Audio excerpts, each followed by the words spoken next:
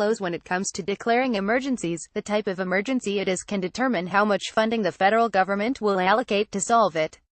Video provided by Newsy News. Look better late than never. 77 days after President Trump declared he would declare America's opioid crisis a national emergency, he kind of did.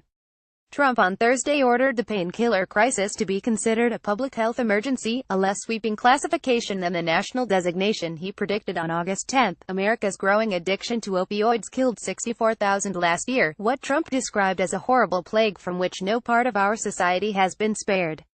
Trump signed a memorandum giving states more freedom in how they spend federal funds to address the crisis, senior officials told USA Today, but a public health emergency, the sort typically reserved for disasters and disease outbreaks, lasts only 90 days.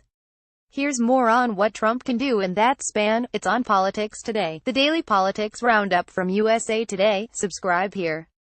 Republican lawmakers, desperate for a win, risk $1.5 trillion in national debt. The House on Thursday adopted a Republican budget plan already passed in the Senate, which will allow Republicans pursue a massive tax overhaul that could tack a whopping $1.5 trillion to the national debt. That's a lot for the party of fiscal conservatism. House Republicans initially winced at such an increase, but eventually gave in after members said they needed a big legislative win ahead of 2018 midterm elections. That's politics, kids. After suspending the refugee admissions program for 120 days, the Trump administration replaced it with a more restrictive, scaled-back version that last year would have blocked half of the refugees seeking to enter the United States.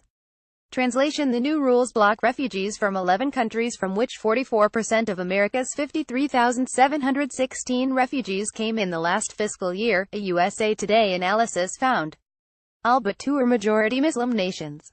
The JFK files, some of them, at least, are out. The long-anticipated release of the JFK files will take place tomorrow, Trump tweeted on Wednesday. So interesting. After a prolonged day of restless waiting, Trump ordered the release of 2,800 secret records tied to Kennedy's assassination but blocked others, extending the deadline another 108 days.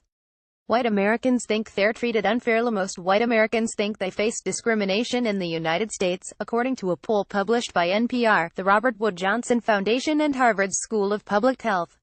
While 55% said discrimination against white people exists in the U.S. today, a smaller percentage said they personally had faced discrimination. About 19% of whites said they'd faced job discrimination, with 11% saying it occurred at or ahead of college. In other poll news, a Military Times survey found 44% of American troops view Trump favorably, while 40% did not. Elsewhere in politics, readers share this story. http://sussit.ly to Hakeko.